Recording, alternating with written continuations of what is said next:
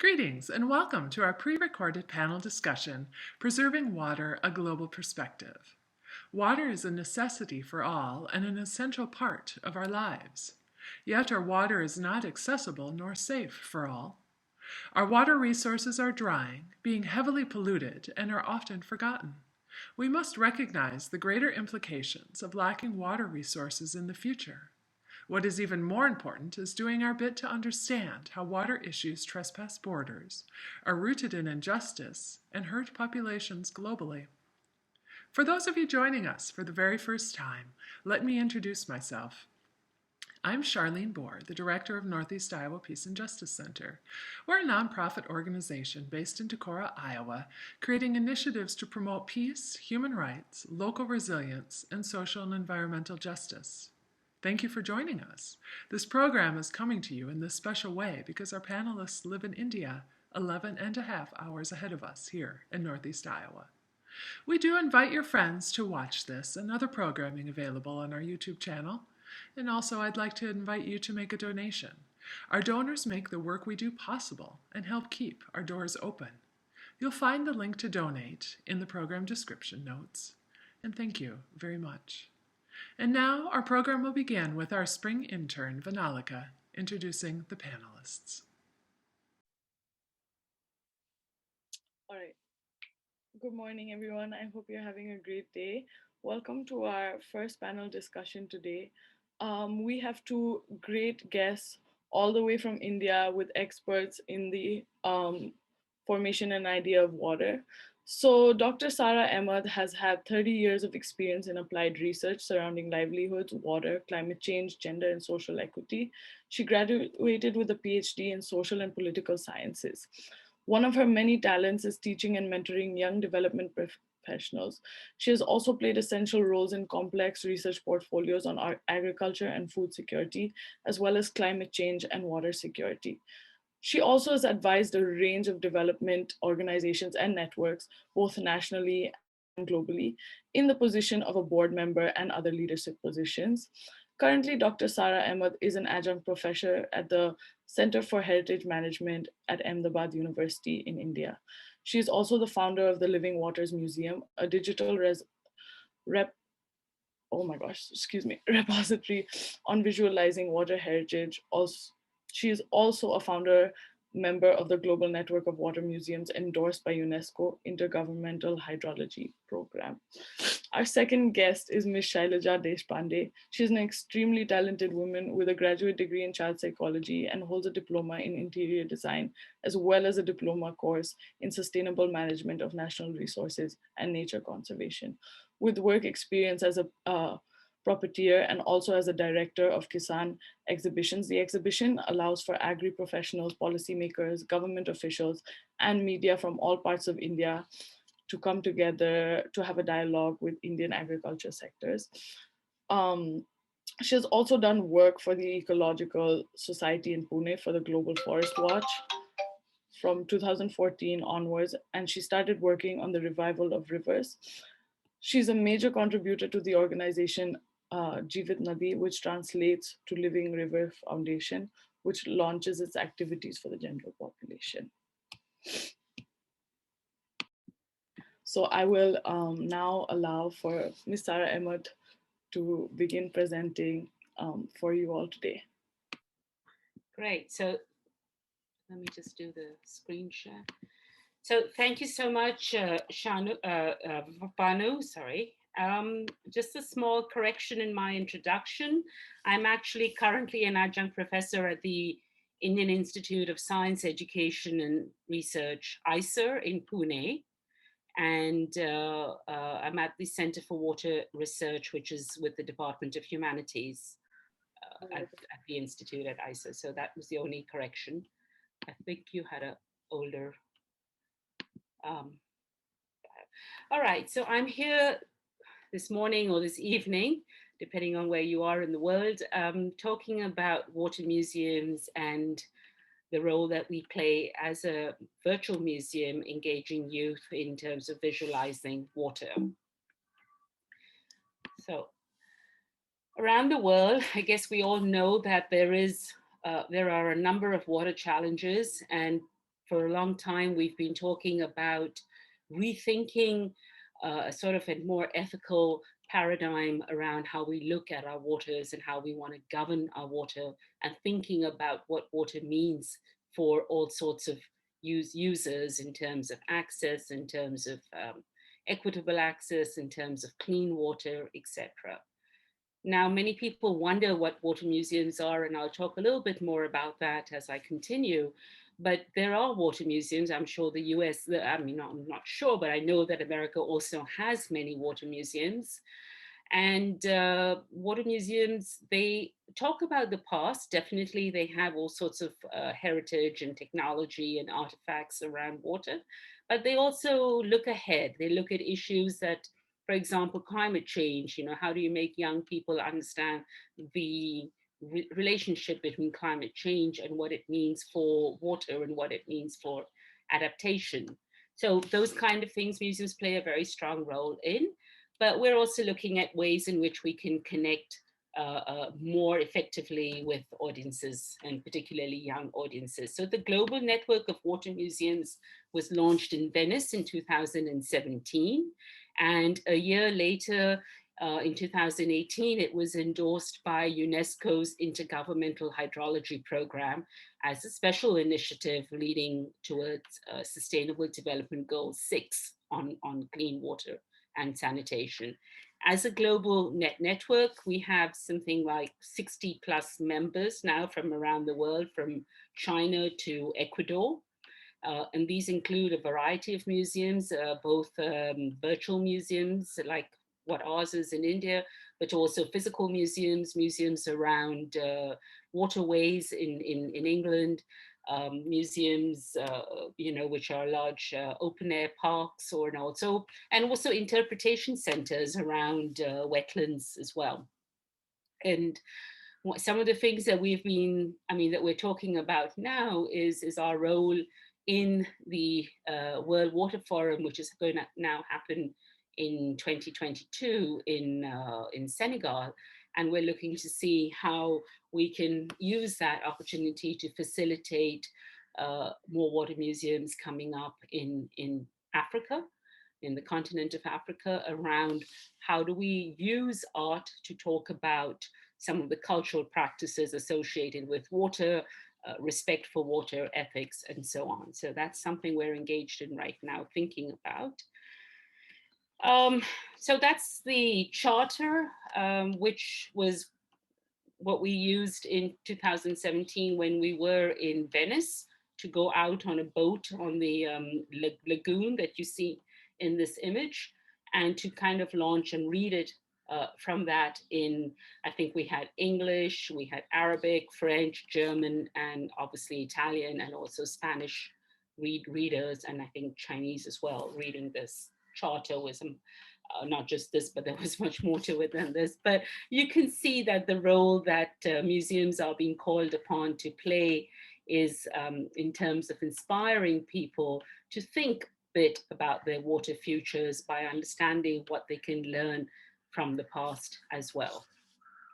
I won't go too much into the global network because we don't have time, but I'm happy to take questions around that. So it was in this context in 2017 that the idea for Water Museum for India was also part of my thought process. I've been working, as Vanu said, in the water sector for the last 25, 30 years. And through my relationship with artists that work around water, including my very dear friend at the University of New Mexico, Basia Erland, and we've been talking about what water museums mean. Now, building a water museum from scratch obviously takes a lot of resources. So I came up with the idea of how can we build it as a virtual museum, as a repository, you know, how can we visualize stories, and how can we work with young people to do that. So that was the real objective, you know. And our approach centers around 3 C's: collaboration. So we work with schools, we work with academic institutes, we work with non-governmental organizations, artists, and various other kinds of researchers passionate about water and wanting to do a story or visualize water.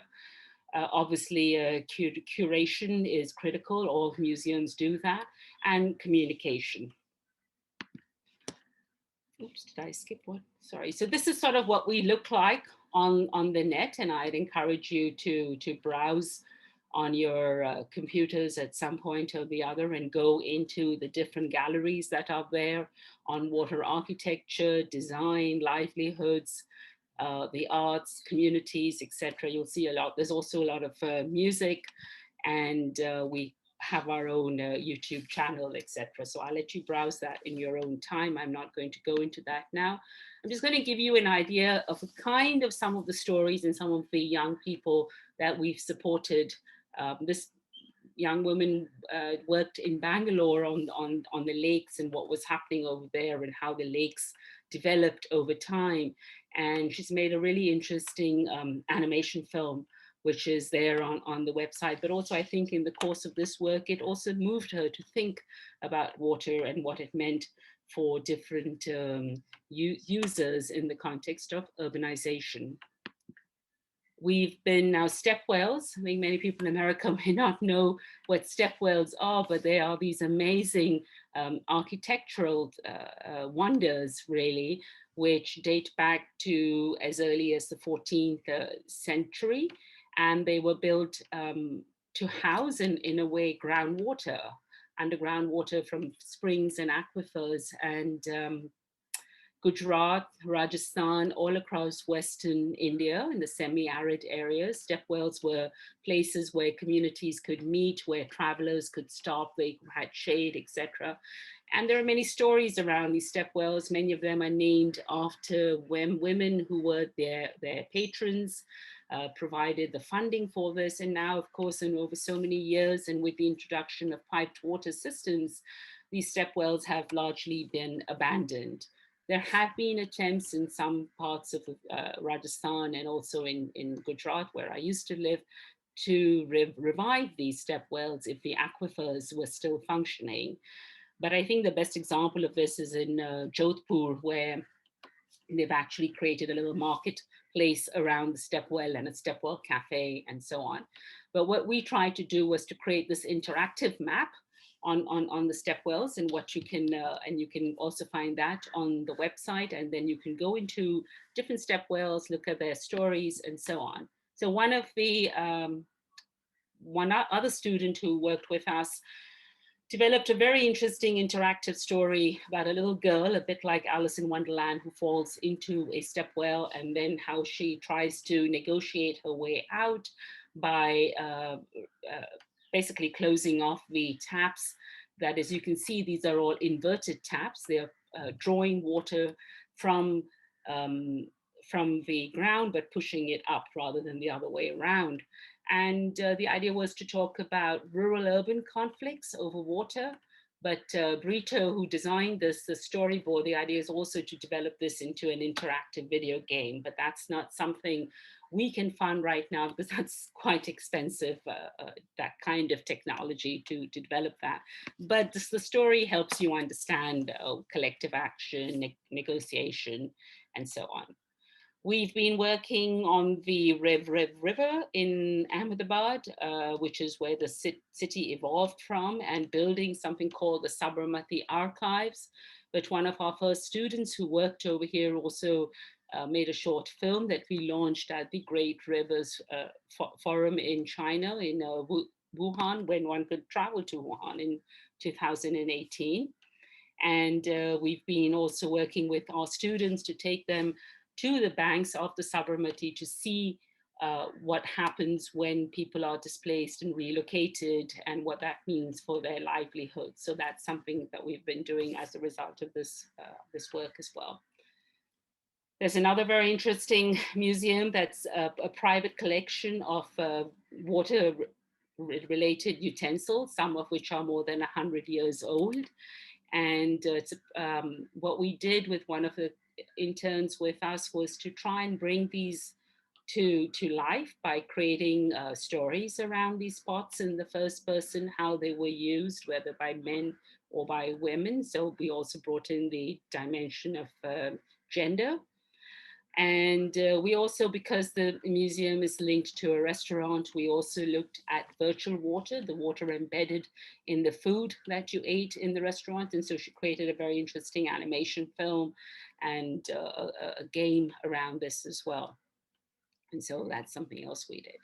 We launched this virtual exhibition on women's water-related work in 2019.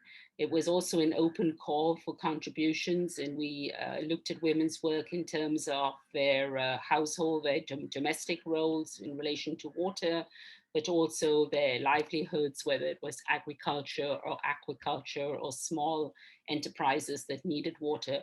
And we also looked at their governance roles around water. They had an interesting images on the top of the screen from an artist in Africa who really, dressed himself as a woman and inverted these gender roles when we look at water and water collection and water storage. We've also been celebrating, these are some of my students when I used to teach, we've also been celebrating the joy of water through music. And also the what you see Sukrit playing over here on a pot, but different materials which contain water have different sounds. So if you tap a glass or a pot or a cup or something, you can create different sounds. And obviously you can do that much better if you are a musician and you're used to playing drums and things like that. So that's what he was trying to do, to demonstrate to the students. And then you can use that as an opportunity to look at pots and the making of pots and the whole community of potters around them as well. And of course, we've had events in cafes and schools and so many other places when all those places were open. We've taken students to historical sites that have come up around water and talked about water architecture, history, communities and livelihoods. And we've encouraged students to reflect on the stories that they've heard in these places through art and so on. So that's something. And we've also done this kind of outings around water with children with special needs. So that's been really useful. This is something we've had a grant during the lockdown period to look at the northeast of in northeast India, which is a part of India that we don't often talk very much about. And this is a project that brought a storyteller who during the entire lockdown was herself stuck in Nepal. But we got this grant and she worked with young girls from different indigenous communities to look at their past, to look at their at the stories from their elders, and to reflect on these stories through art, through craft, through videos, and also we're right now collecting all the content and putting it together as a virtual exhibition. But it's an interesting project because I think the entire workshop that Minket had organized for these girls was a very, very uplifting and empowering experience for them, and partly from being so remote, the communities that they come in, and the fact that many of their elders were dying of COVID, so it made it more urgent to think about these kind of things. I think the biggest project that we did during the lockdown, and I'll talk about it a little more during the discussion, is Confluence, which traces the history of Mumbai's waters from a heritage lens right up to the marine environment and livelihoods, culture, faith, and health, public health. And we launched Confluence in March, on March 21st, just before World Water Day.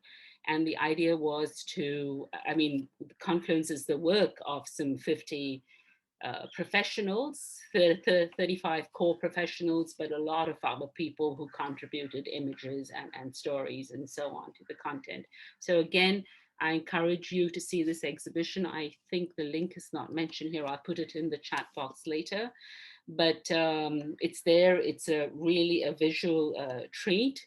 And it was something that we did during the pandemic.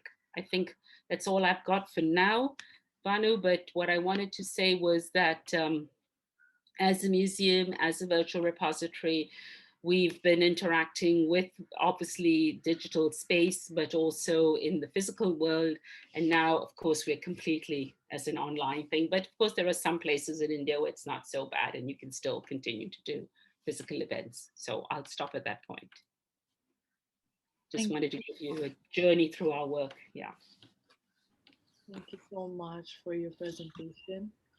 I'd like to call Ms. Shailaja for the next presentation. Hi. Um, I'll just try to share my screen and then I'll go over.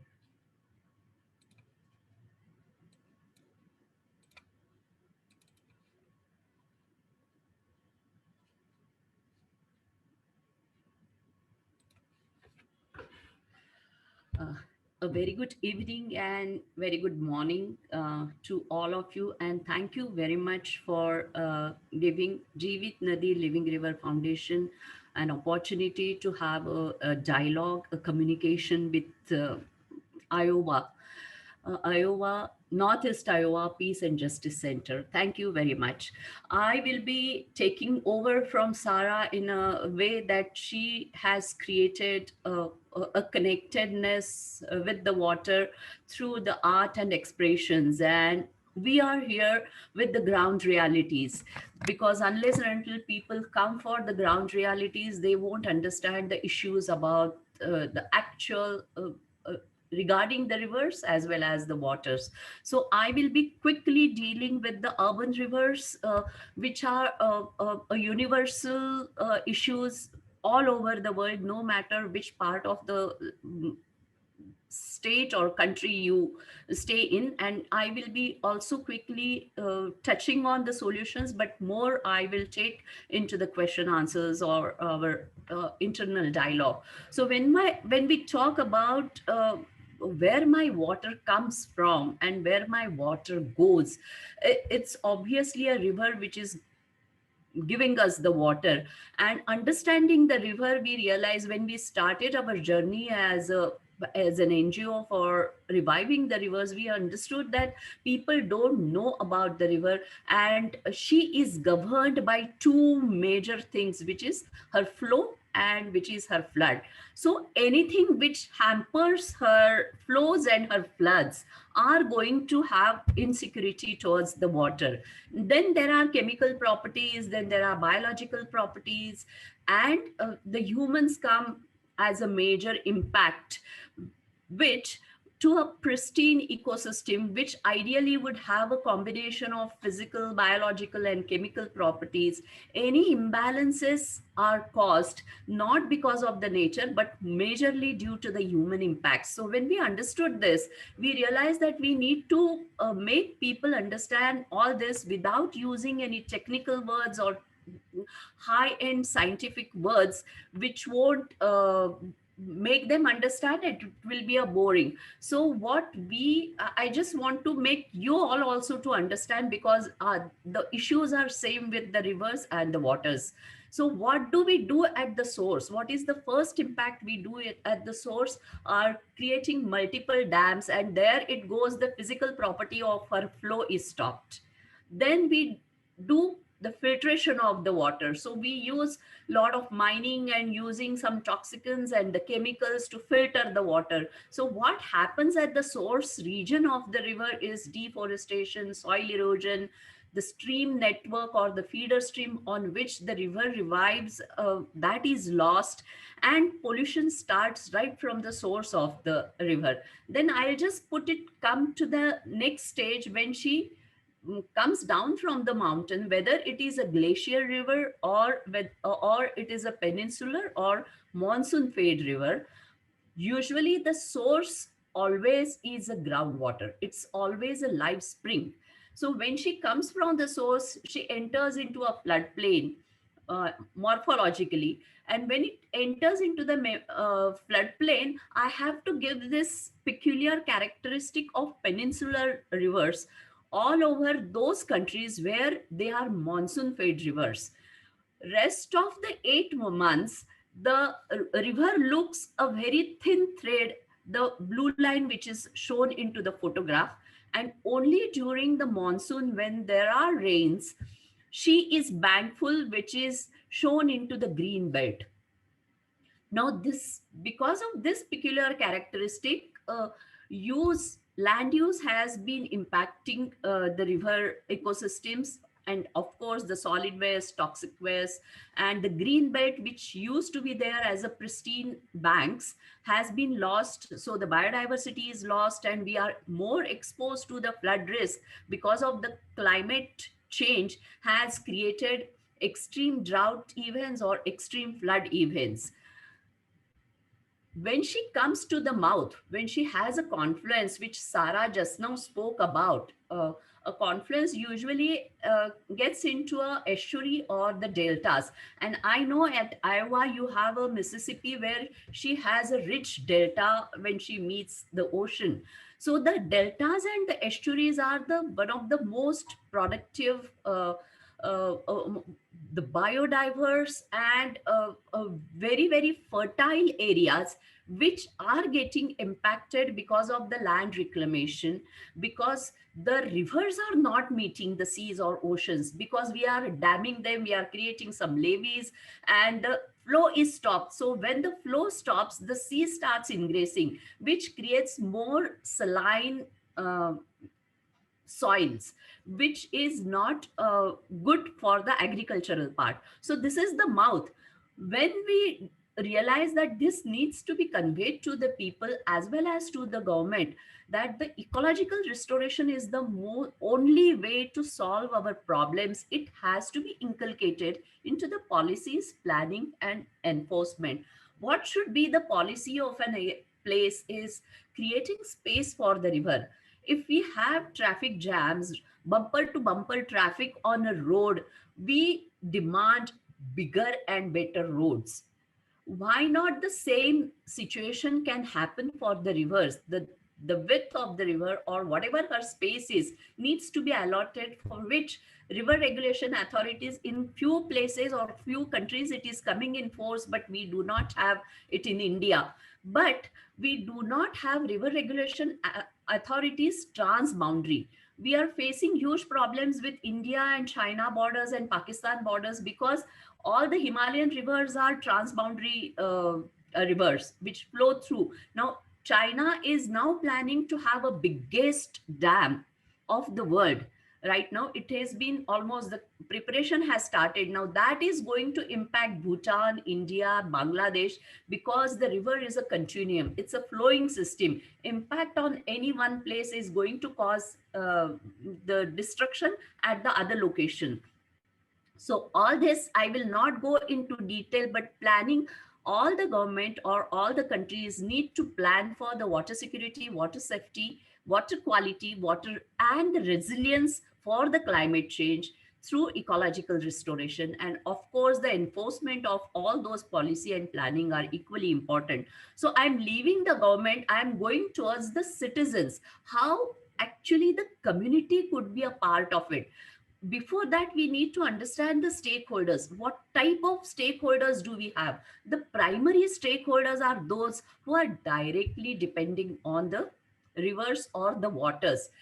It could be the agricultural sector or the cattle feeding sector or fishing industry or fishermen as such in a community. Because they are dependent, they are the primary stakeholders, and they will do everything for making the water alive or bringing back to the original state. And here I would like to give you the example of Waitaki River in New Zealand, where the Maori or the original settlers of New Zealand, for last 200 years, this tribe is fighting for right of river, which is uh, living. The river has to be a living river. And Maori tribe is now leading the country's lot of restoration programs, which about which this could be a success story, which we can talk about the how important it could be a primary stakeholders participation. Secondary stakeholders could be someone like you, me, and all of us who are there currently participating in this webinar.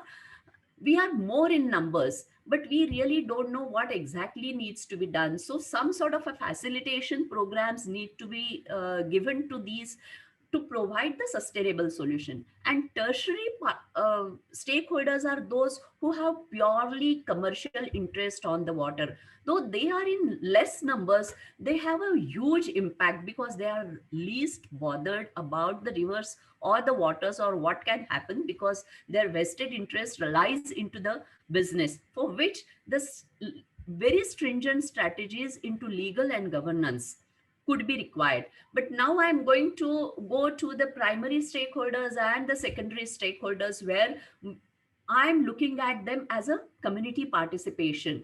So while doing the Jeevitnadi's planning, we created some verticals for awareness as well as action. I'm not going to elaborate those programs because I will be having this discussion during our question answers or internal dialogue session. But what we did was, for awareness, we created a festival on a India River Day. We started celebrating India River Day. We also have World River Day. So this could be celebrated all throughout the world. Then we have mobile exhibition where we have created a story of a river which goes through colleges and schools, and it's in the pictorial form which children can understand very easily. And the river walks, or the river trails, talk about the river, her ancient history, how the civilization came, how it prospered, and what is the current transformation. And the nature walks talk about the ecosystem of the river. What is that green belt or the green zone, why it is important to survive the river. So these are the awareness programs which we have been running successfully. And the actionable programs about toxin-free lifestyle, I will be talking later, so I'm not going to elaborate right now. But events by the river is something which everybody and anybody can do. Any event which you feel which can happen on the river, it could be a storytelling, puppet show, or a yoga or pranayam session, or any activity one can think of having it on the river bank without disturbing the ecosystem or making a garbage sort of a. Instead of pubs and eateries, can we have some sort of a more cultural programs is the intention through the events by the river. And adopt a stretch program which is actionable again. The river stretch or the water body, whichever the water body closer to your place, you can adopt and start taking care. When you start taking care, you get emotionally connected with that water body, and then you start understanding the issues and the problems, and you start solving them. So what are the issues all over the world is the excessive release of toxic chemicals into the water body. This I will elaborate later in your location. Since you are more into rural areas, I think you have toxic chemicals in form of mostly the agricultural runoffs.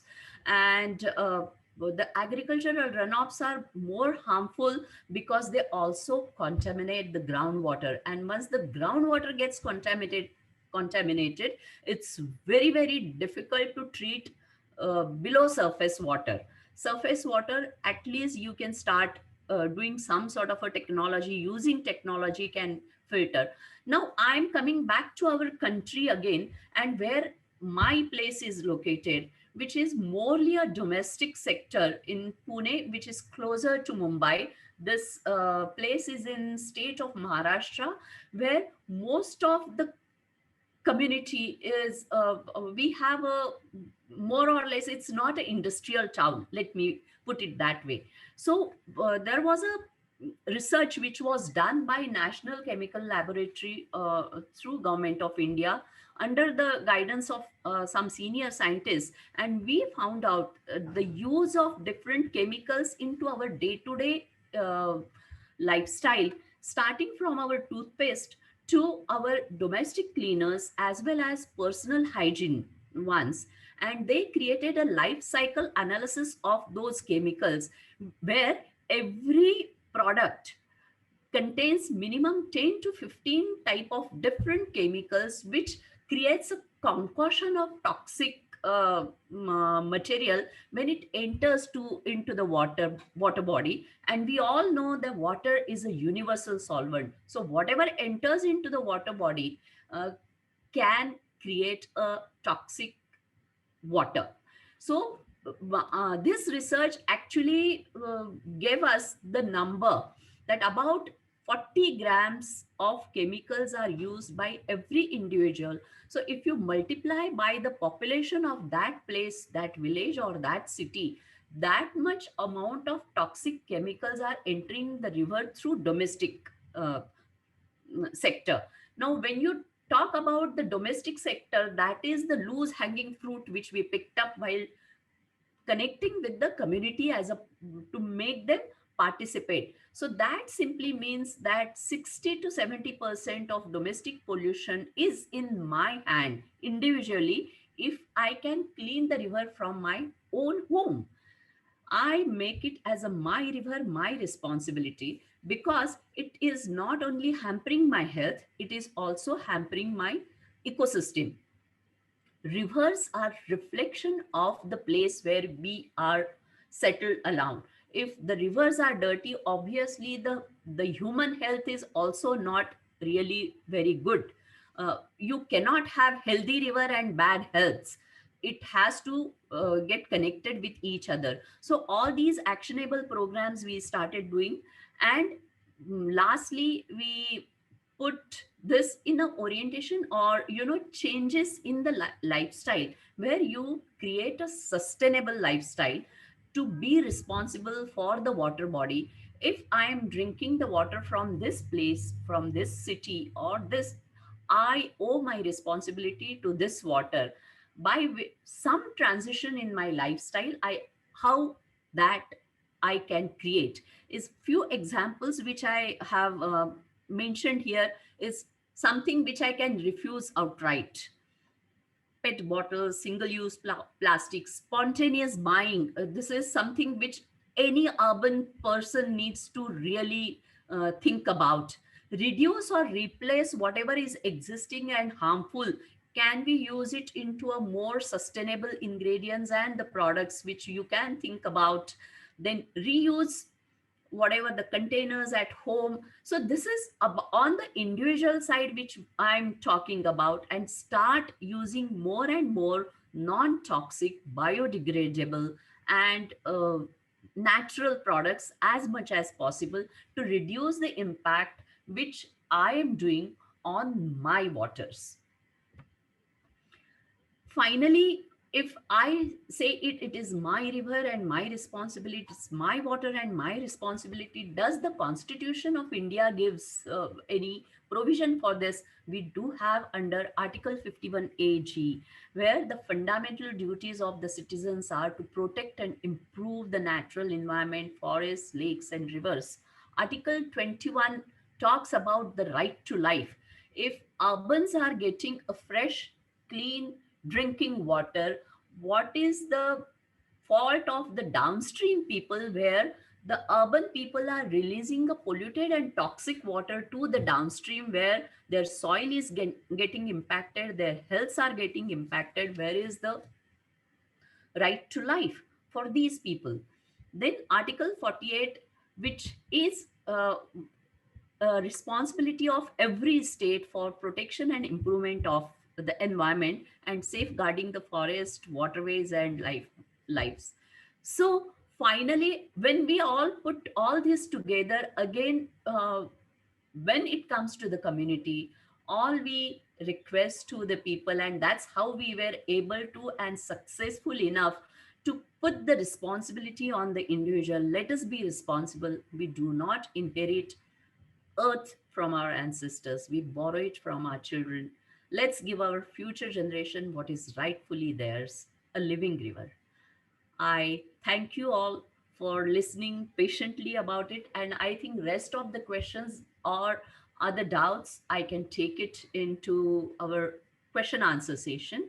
Thanks a lot.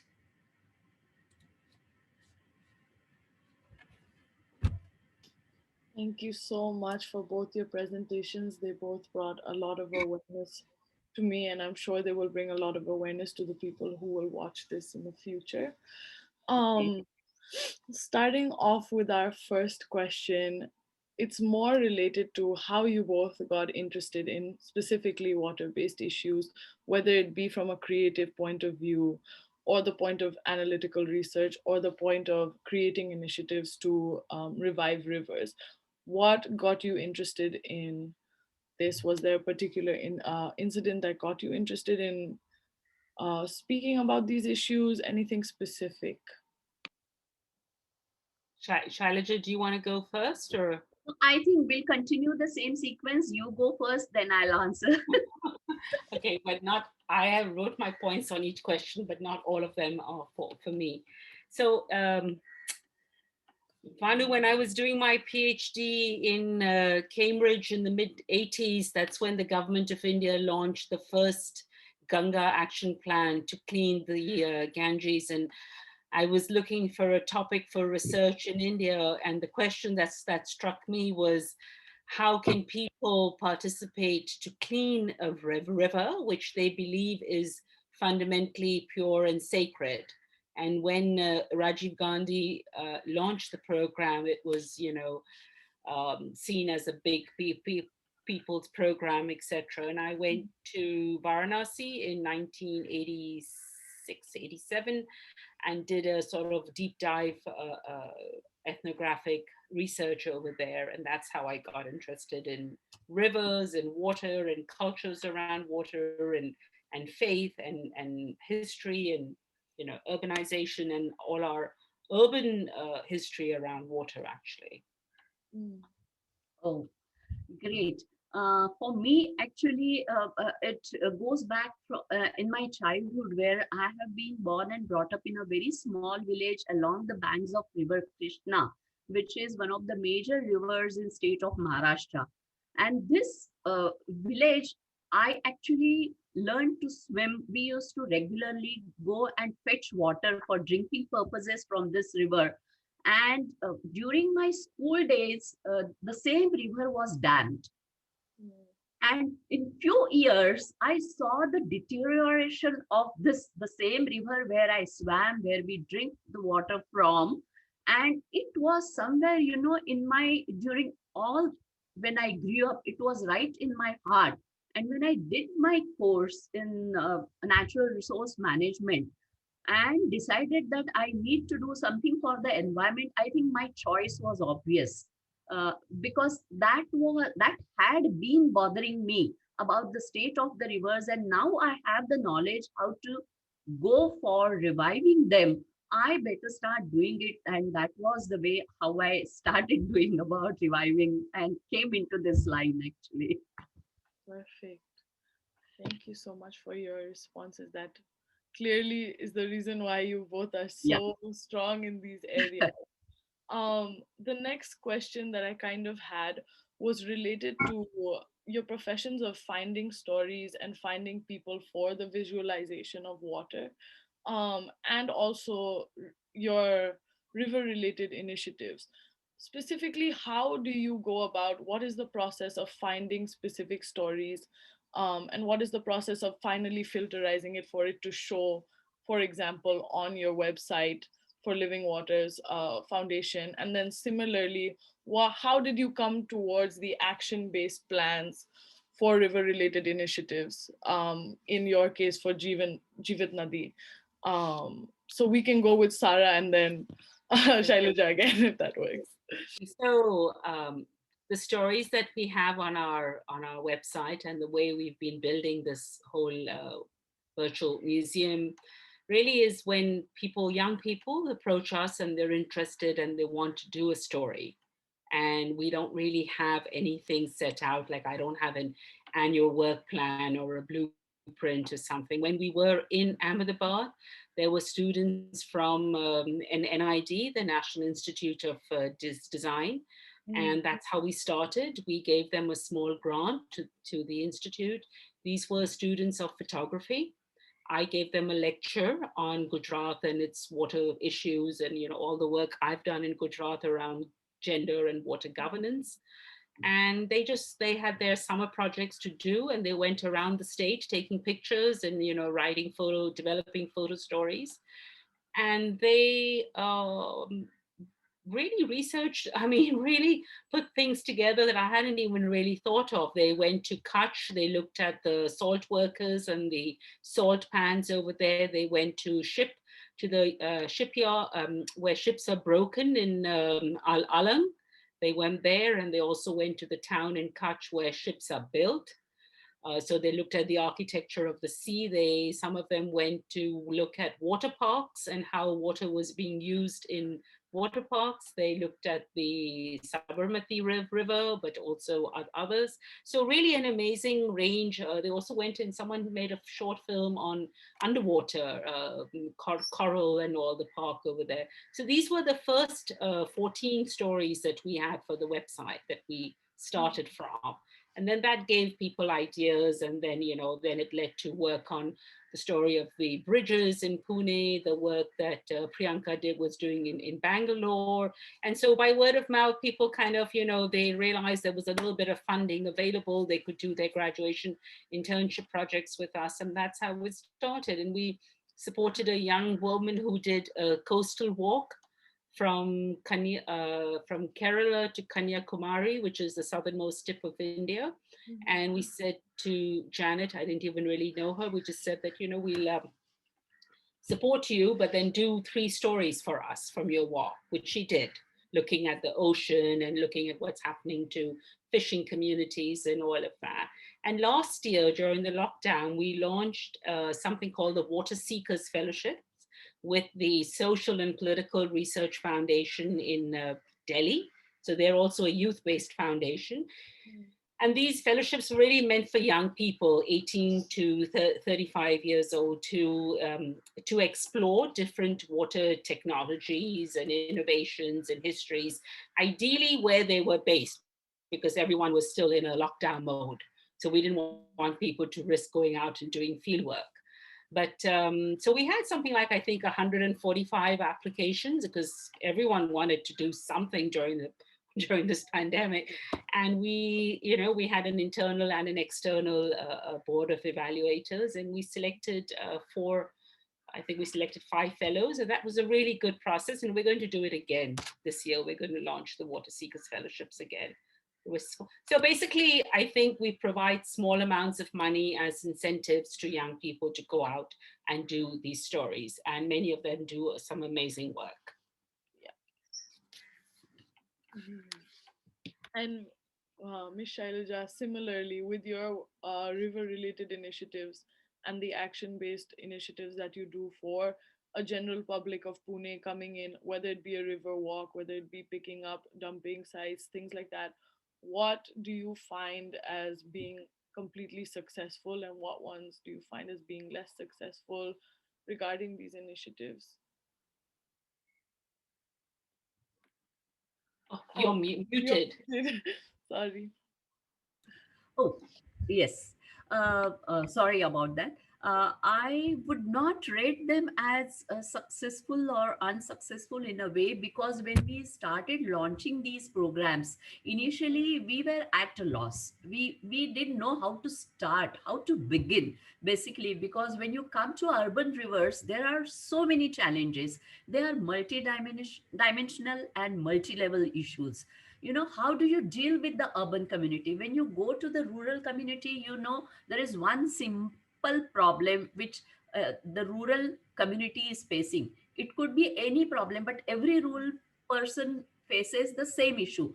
It doesn't happen that way into the urban sector. So how do you deal with these issues? And then when we started discussing with different experts, and for the first year it was purely discussion, meeting people, going to the rivers, trying to find go to the locations, see the situation, see the state of the rivers, document it, photograph it, then come back, discuss and do the things. And then we realize that people need to understand the significance and the importance of the river. So we created these awareness programs, and which became a hit. And the first festival which we launched, we actually, the internet gave us this idea when we started looking at the internet, because the internet brings you so close, that what could be some event which we can bring a number of people to the river, where we found that there is something like a World River Day which gets celebrated on the last Sunday of September, month of September. And when we realize that this is the idea, we can create some sort of a event out of it and we bring the people.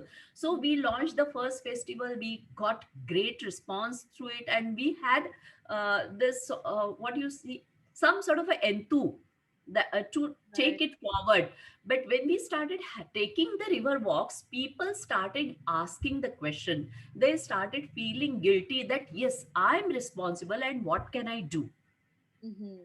So our initial thought that or the initial perception, I would say, that the urbans are disconnected with the river, Mm-hmm. turned out to be false, because we also conducted few surveys into the public, garden places, going to the gardens, asking the people, what do you think about the river. We used to go into the groups and pairs, like asking some questions, Mm-hmm. and people used to start talking.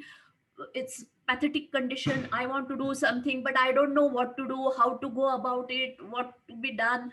And there we realize that we need to give some such programs where people can get connected with the river. And then one answer gives you next program, actually, because while launching the first program, it comes out that yes, you need to do something more on this also, you need to work on pollution, you need to work on more action, you need to work on the energy of the youngs. So this is how I don't think that there is any one program which I can pinpoint. Almost all the programs have been equally successful, because if you look at the cross section of society, some part of the toxin free lifestyle program is immediately get people, are the women folk who get connected because they are concerned about their family. So it goes as per the cross section. So that's what I would say. Right. Um, Actually, this slides well into my next question, which is, in a place like rural Iowa or Decorah, Iowa specifically, there's a little understanding of a world beyond when we have the privilege of having purified water in ample amounts at all points of time. And I think one thing that a professor of environmental science told me very recently was that he views water as energy coming in from a process of purification with machines, as mentioned by Shailaja. Um, but we think of it as little drops of water coming in, which is so easy coming through a tap, where really the process is what much more difficult than that, which both of you recognize living in a country where you do see um, like unpurified water, a toxin filled rivers, and other river bodies that you see completely depleting. So my question would be, coming from a completely different standpoint and seeing a standpoint like this, how can we describe this issue as detrimental to members in this community, and how do we help them visualize water as something that comes from power and energy that takes a lot of time and effort, rather than something that you can get like in 2 seconds through a tap. um, you muted as well. uh, It's Sorry. okay. Okay. Yeah, yeah. Yeah, no, I was just saying you're asking us how we can help communities where you are think about their water, right? And I think people in, I mean, America and Canada, there have been many episodes, incidences of contaminated water. For example, Flint, is it Flint? Flint, Yep. the town in Michigan? Yeah. and or Walkerman or Walkerton in Canada. So there have been many instances which have been in the media where people have had contaminated water from their taps because pipes have been very old and leached lead and all of those things. So, and people have worked around these issues. I know when we were working initially in 2018, colleague from Bristol was visiting our university and was quite interested with the kind of work we were doing and the storytelling around water, and wanted us to come over and set up a similar exhibition in Bristol, and they were trying to raise money from their waterworks for that, right? It never materialized. But the other day when I was speaking on a webinar with a very interesting museum called the Museum of Hope, which was just set up by a young woman who is a cancer survivor.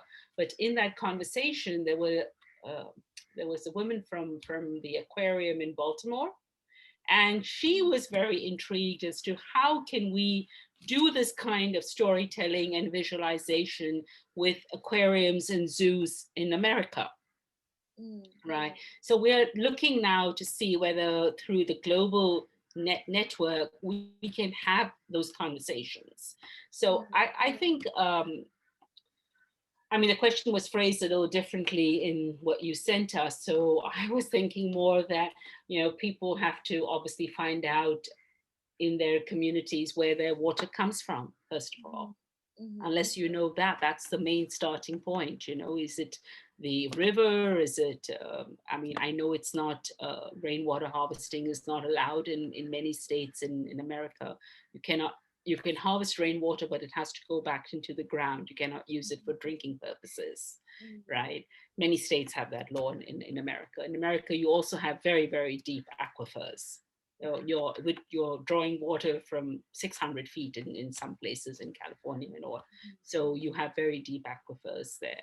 So I think people need to, I mean, knowledge is empowerment. And you have to kind of first figure out where does what in a small community like where you are, where does my water come from? What Shailaja was saying, where does my water go? And once you begin to understand that, you can start citizen science programs to measure water quality also. And I think we'll hopefully start some of that in Pune with Shailaja's team as well. We'd like to do that, There's a big project called Drinkable Rivers. Drinkable and bathable rivers. So hopefully we can connect to some of those things. Shailaja. Yeah, I think Sara has already expressed, I do not have any different thoughts about that. But one thing is quite clear: when you start working on the ground, people staying in one part of the place or a location may not feel connected to the issues about India. Let's say people staying in Iowa may not get connected to the problems about India. If the news comes, it's, oh my God, such a horrible thing has happened. And after that, there is nothing which goes beyond that. But if you have issues in your own location, at your own places, and if you could elevate them through the stories, or as she rightly said, in different expression form, and make you responsible about your water, it really makes a difference, because now we cannot say anything about there is no problem about water. Pune also doesn't have issue about water because it has 5 rivers and we have more than sufficient dams which is actually supplying water to the downstream and other people. Pune may not, but Pune gets flooded because of excessive, because it's a river district. So, with the climate change, are we resilient with the climate things which are going to happen in near future?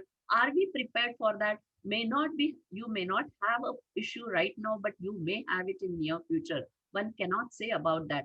That could be, a triggering point when you start about this. And community participation really is the key for each and every part of any issue or a problem to solve that, I think.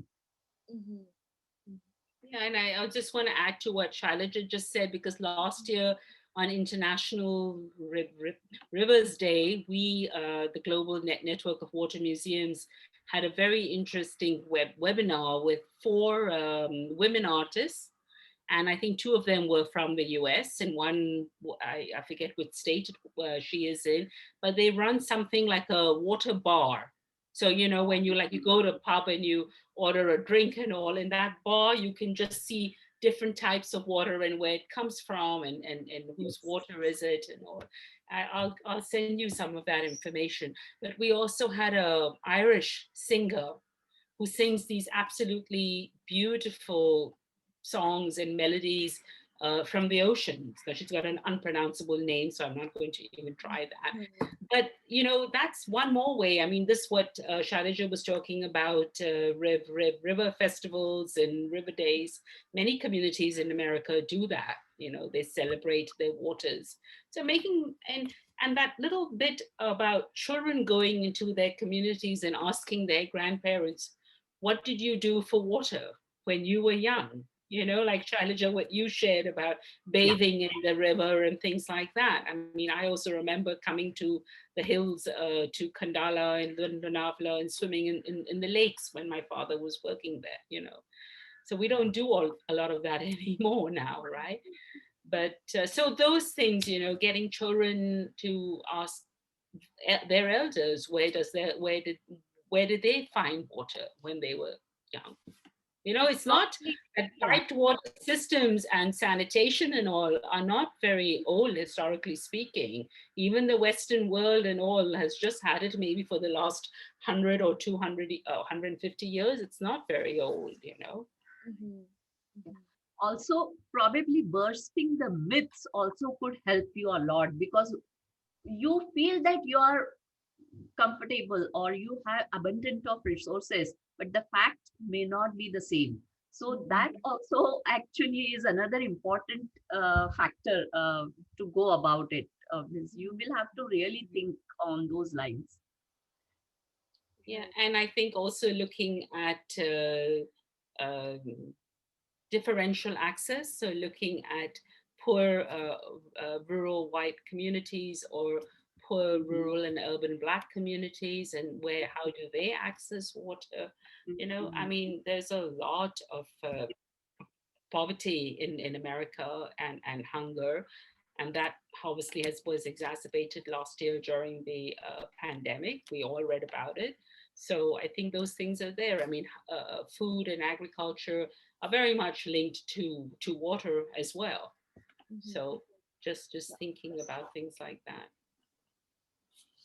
I think that's a great segue also to my next question, which is more about COVID. How has COVID impacted your efforts in both the initiatives that you do water related for the general public, as well as um, the work of visualizing water, or the work that global museums are doing for people to go out and create more initiatives? So as a global network, many of the water museums closed down. So they didn't have any revenue, which is common. I mean, I think most museums closed down around the world. And so we were lucky that since we're a virtual museum, I think this has been our busiest year in terms of partnerships and collaborations and all. The only limitation we had was getting, you know, images and things from the field. So we depended, for example, in the fellowships that I talked about earlier, the Water Seekers Fellowship, some of the fellows were very innovative, and they worked with artists to draw image, to kind of draw their story out rather than going and clicking photographs, you know. So they worked with a Gond artist or a Bihar or a Maithili artist in Bihar or whatever, depending on that context, or they themselves could draw really beautiful things. We did the Mumbai partnership, which also gave hope to people. It gave them a goal to work towards, you know. That was one thing. We launched Pani Ki Kahani, which was inviting people to give us short videos of performance around water, music, dance, theater, mime. I mean, we just received an amazing range of things. You even got a poem from a sailor at sea who had not come back to India and had not seen his family for so long. You know, so the poem was a combination of English and Hindi, and we had endorsements from musicians in America, uh, folk music. We had my friend Michael, who's a cello player. So we had some nice, interesting musicians also endorse this open call. And then we culminated that in a conversation across the borders with the founder of Indian Ocean in India, Rahul Ram, and another musician from Bangladesh, also called Rahul. And we both spoke about youth and climate activism and the role of music and art. And that was one of our most very sort of deep conversations on the net, I think, that we had. So I can go on and on. We did a lot of storytelling events. So one advantage that Zoom gave us all was that we could connect globally. We were not flying to India to attend a conference or a webinar. When we did our Dastan-e-Aab, and Aab is the Farsi word for water, and Dastan is storytelling on water. So at the last moment, I could pull in friends from Iran, England, New Zealand, I mean, everywhere, just Nepal to join the storytelling event, and just link it back to their own waters, so we didn't really lose out as a virtual museum. In fact, I think we worked very hard in the past year, and we're all feeling a little burnt out now. Doing much more. And what yeah, about yeah. Yeah, same goes with us. Means though we were not able to do in on ground activities per se, but the toxin-free lifestyle sessions really got a very good kickoff. Because people started understanding the importance of immunity. Uh, what the waters are impacting because of the pollution level, because the air pollution has reduced. So obviously, there was an inclination towards understanding the nature. So the sessions about river ecosystem, toxin-free lifestyle, then we also started creating virtual river walks and virtual nature walks. So the time it so happened that colleges and schools didn't have a lot of thing in the curriculum when suddenly the online sessions started. And so obviously we were really burdened with literally sessions every day. Means my afternoons have been so busy. Even on weekends, I'm always on Zoom till 8 o'clock. So as Sara has rightly said, the world has come closer, and we could pull in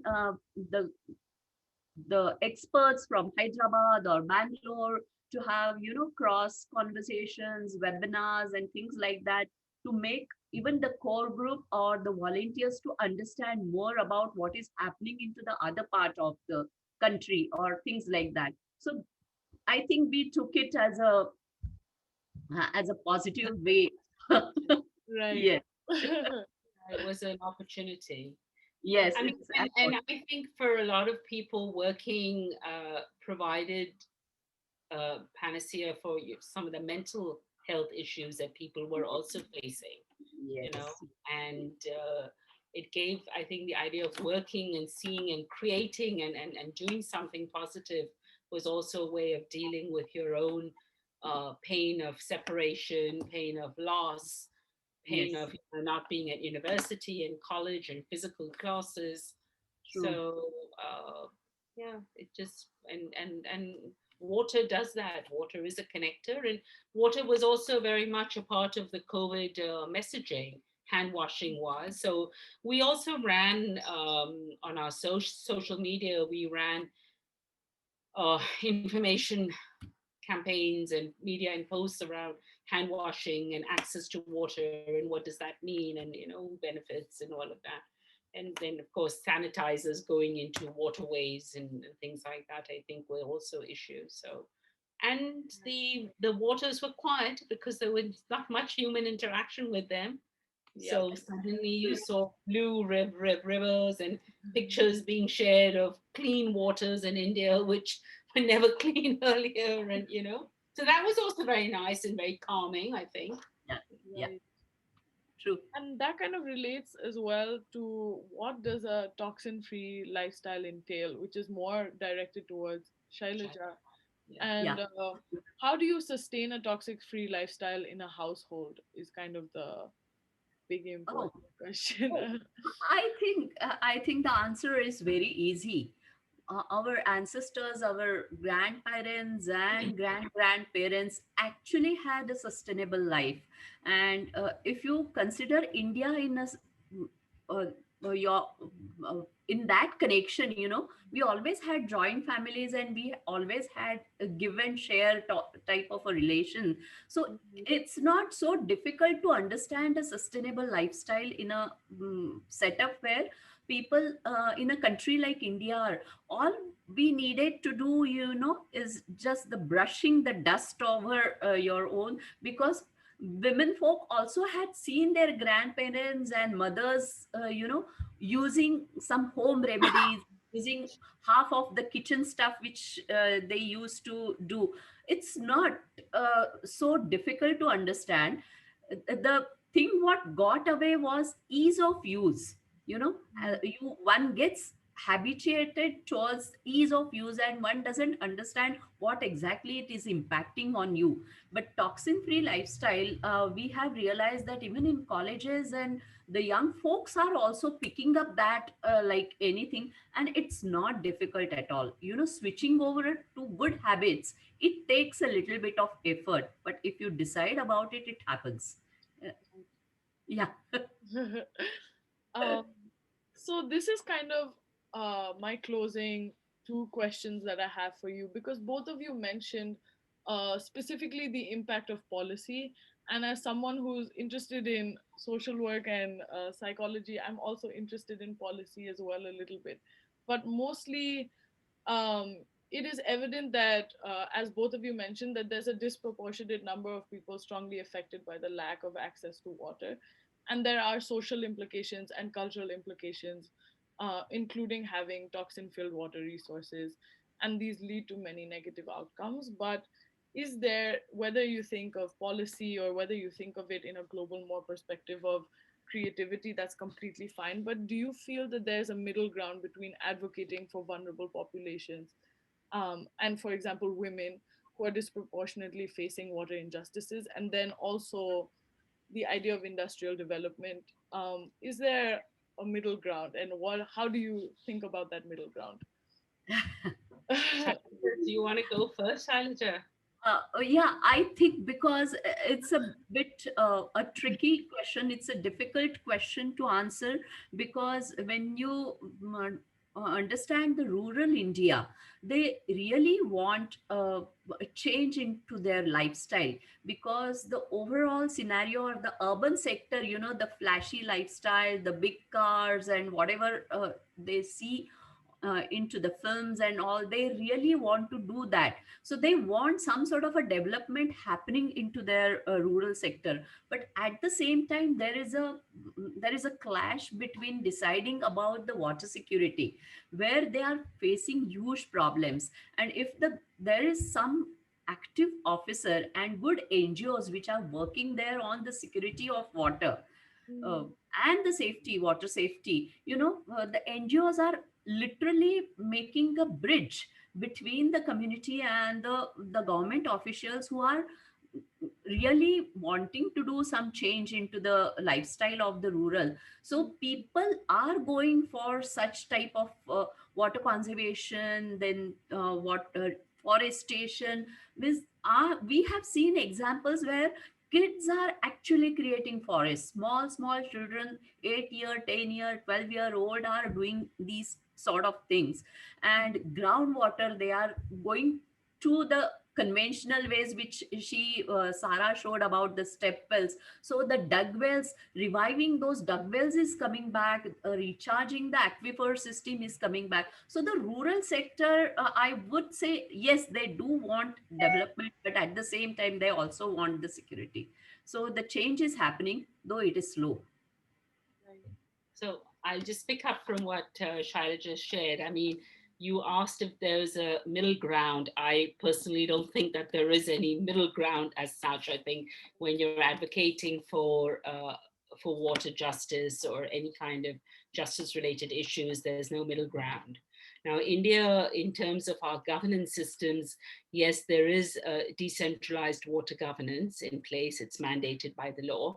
And we do have scope for people to participate in local village committees and water related committees and water and sanitation committees, for example, both formed by NGOs and also formed through government programs like watershed development, for example.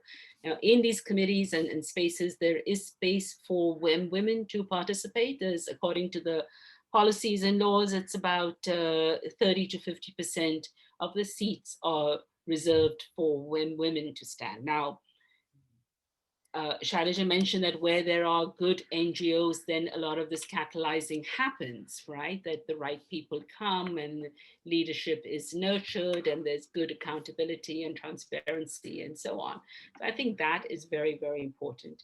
The national water policy process that was launched in 2019 also was kept as a, now India has many water, from the first water policy was 1987, and the last one was probably in 2002 or 2012, another one, and now another one is in the pipeline.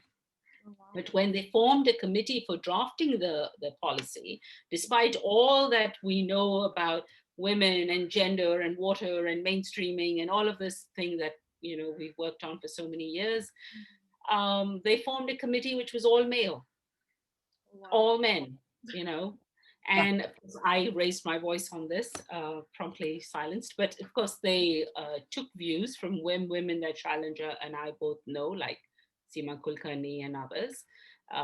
But can you imagine that in the 21st century, you form a committee to draft a national water policy for India, and you don't put any women on an official committee for that, so it says a lot. It says that even though in these micro spaces at villages and rural areas and urban wards and all of that, we are pushing for people's participation, women's voice, supporting all of these things. But when it comes to policy, there's a huge gap. Yes.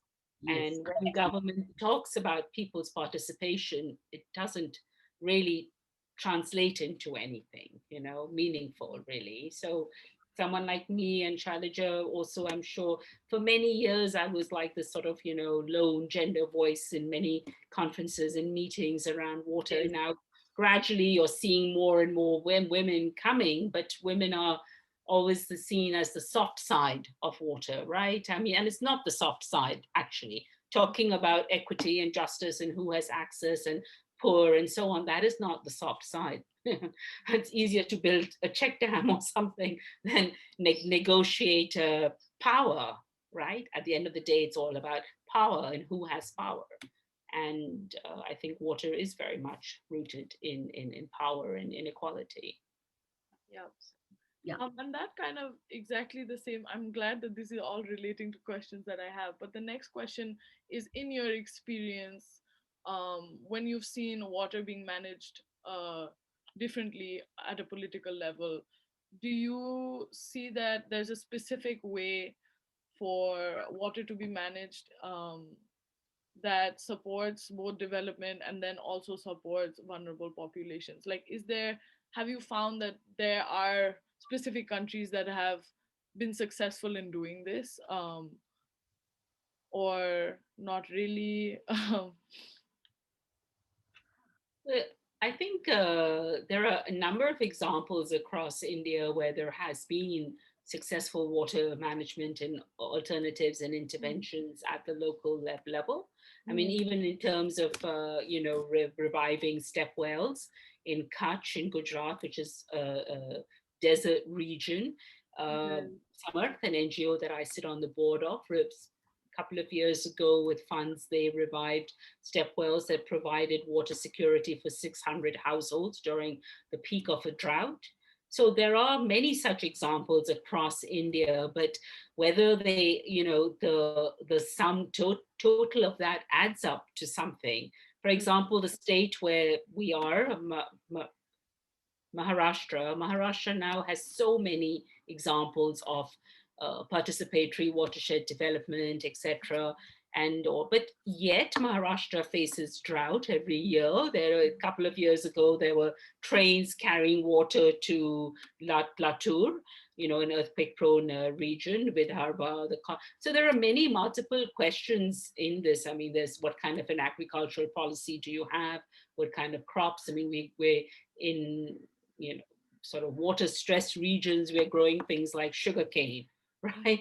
So those are also questions. So it's not just water. When you look at water, you're looking at energy, you're looking at irrigation, finance, education, because lack of access to water for girls means that they're not going to school. Then there's that whole sanitation, menstrual hygiene thing. So many other things that we've not talked about, but because of the work we both do, I sit on the boards, even though I do a project like Living Waters Museum. But I'm on the board of NGOs, many of them in India, which actually do the kind of work Shailaja's talking about. So I'm very involved in hands-on work, but from a board level in helping develop strategies and all. And I mean, countries, Banu, I can give you examples of many countries which have done really good things, but I don't think that there are examples of any great countries that have managed to sustain both. I think Costa Rica is a country that is worth looking at. Costa Rica for many years was seen as an example where development was environmentally sustainable. But I mean, now you have Brazil burning its rainforests and all sorts of things happening. So challenge. No, I think you have already mentioned all the points there, and yes, there is a big gap between the what the government policies are and what are the ground realities, and the proportion is it's not really a great percentage, and the policies, whether it for any country, forget it. Probably Israel is another exception where the lack of water, in spite of lack of water, because they are not exporting their water to outside country. It's a virtual water, I would say. Whatever is naturally grown over there is the only export which they do.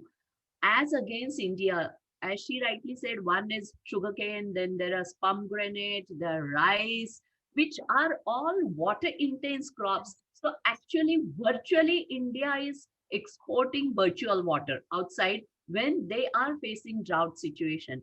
And it is happening with many other countries, because whatever gives you a price, that is that ingredient or that product is exported, and the policies and governments are not understanding the importance of virtual water which is going out of their country than their own people. Right. In fact, yesterday we had a talk on that with Marguerite, with the Center for Water Research, on virtual water saving technologies, and where's all this going. But I wanted to just say on the Middle East and Israel, but don't forget that the Palestinians don't have access to water there. So even where you have really good sort of models of what Israel has done for its agriculture with drip irrigation, etc., but the flip side of the story is that you have Palestinians who don't have equal access to water. So that's also something to think about.